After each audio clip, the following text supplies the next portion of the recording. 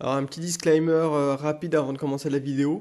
Il n'y a absolument aucun conseil financier, c'est juste pour le fun. Et si vous voulez des conseils, il faut demander à un vrai pro. Alors pourquoi est-ce que j'aime bien les ETF? Déjà parce que j'ai pas de chat et que du coup j'ai pas de chat pour choisir les stocks que je devrais acheter.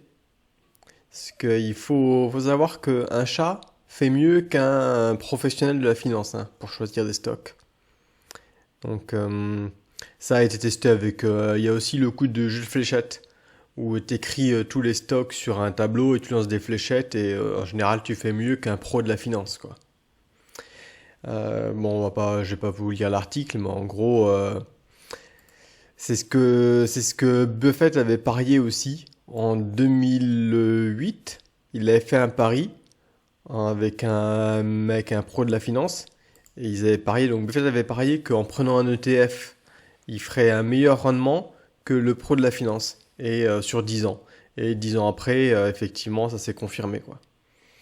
Donc voilà, tout ça pour dire que les pros de la finance qui passent tout leur temps à choisir le meilleur stock se font battre par des chats.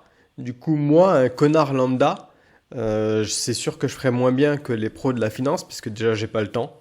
Du coup, j'essaye même pas et je prends des ETF sectoriels. Donc, je peux vous présenter rapidement quelques ETF que j'aime bien. J'en ai déjà parlé, de toute façon, ils sont dans mon portfolio. Il y a par exemple BOTS. Est-ce que je suis plutôt positif sur le thème des robots et de l'intelligence artificielle? Donc, je pense que tout ce qui est automatisation, tout ça, ça va bien se développer. Donc, je sais pas quelle compagnie acheter. Donc, bah, hop, je prends un des ETF du domaine. Donc, il y a toujours le problème de choisir, puisqu'il y a souvent plusieurs ETF sur un domaine particulier. Donc, en général, j'essaie de trouver les différences entre eux. Ou alors, je prends juste un petit peu un mix de chacun d'entre eux, en fait. GSG, pareil. GSG, qu'est-ce que je voulais? Je voulais acheter des commodities. J'ai pas le temps de choisir quelle commodity je dois acheter. Est-ce que je prends du maïs, de l'énergie, des vaches, de l'or? Ça me fait chier de réfléchir à tout ça. Je prends l'ETF qui traque un indice.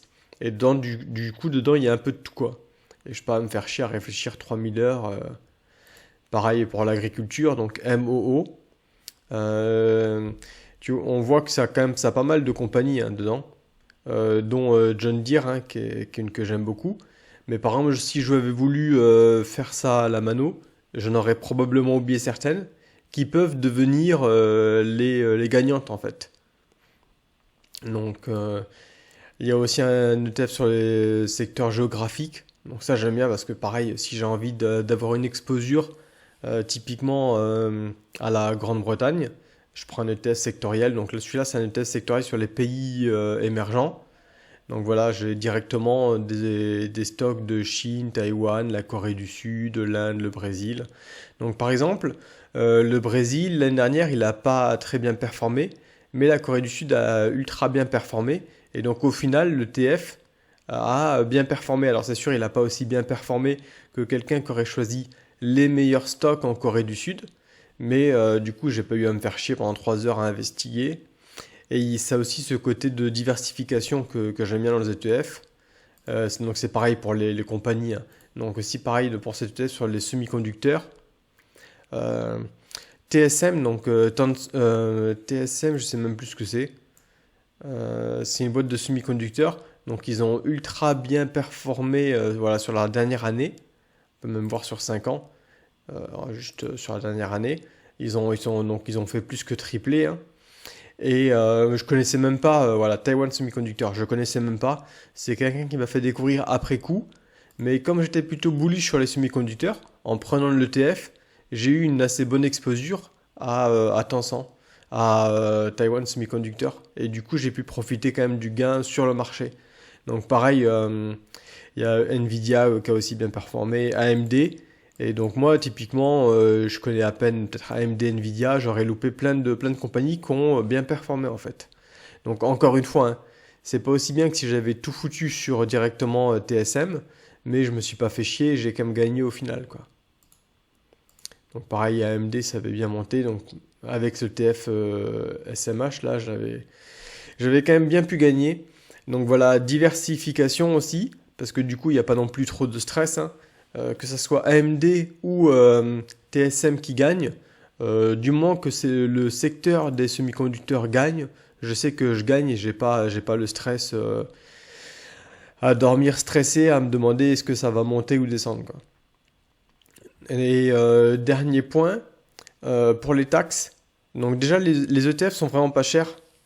En plus de faire des meilleurs résultats que les fonds managés de manière active par des mecs qui sont pas foutus de faire mieux qu'un chat et qui prennent des filles de bâtards, bah, avec un ETF, tu as des filles très très basses, hein. On parle de quoi? Peut-être 0,5%, allez, voire même moins. Donc c'est ridicule, hein, par rapport à des mutual funds qui peuvent aller jusqu'à 5%, on va dire 3%, 2-3% peut-être en moyenne. Tout ça pour faire de la merde à la fin. Donc voilà, juste prendre des ETF assez classiques. Et ils sont aussi ultra efficaces d'un point de vue taxe. Alors, ça avait été mis aux lumières par pas mal de journaux. C'était quand? C'était mi-2019. Justement parce que voilà, ils avaient entre guillemets découvert qu'elles utilisaient des taxes bénéfices pour réduire le coût. Ouais, je veux dire, tout le monde essaie de tricher, hein, les taxes pour gagner un peu plus. Donc, enfin bon, tout le monde le fait, donc c'est pas non plus, c'est pas non, tant que c'est pas illégal, hein, c'est le jeu. Et du coup, alors, impossible d'expliquer ça en une vidéo courte, le principe des Heartbeats. Mais en gros, c'est un trick qui leur permet d'éviter, en fait, ils swappent des shares avec des shares plus vieilles ou plus récentes pour éviter des taxes. Donc, par exemple, là, il donnait un exemple d'un ETF.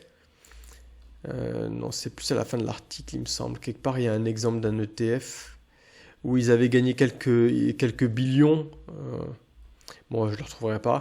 Mais en gros, ils avaient gagné des billions, en fait, avec les stocks qu'il y avait dans l'ETF. Mais officiellement, ils avaient perdu de l'argent grâce à ce trick. Et du coup, ça permettait de réduire le coût des taxes pour les gens aussi qui tiennent l'ETF. Donc voilà, donc c'est pour ça. Mais c'est principalement parce que j'ai pas envie de me faire chier et que je ferai moins bien qu'un chat. Que juste je me contente d'utiliser des ETF sectoriels ou géographiques aussi beaucoup.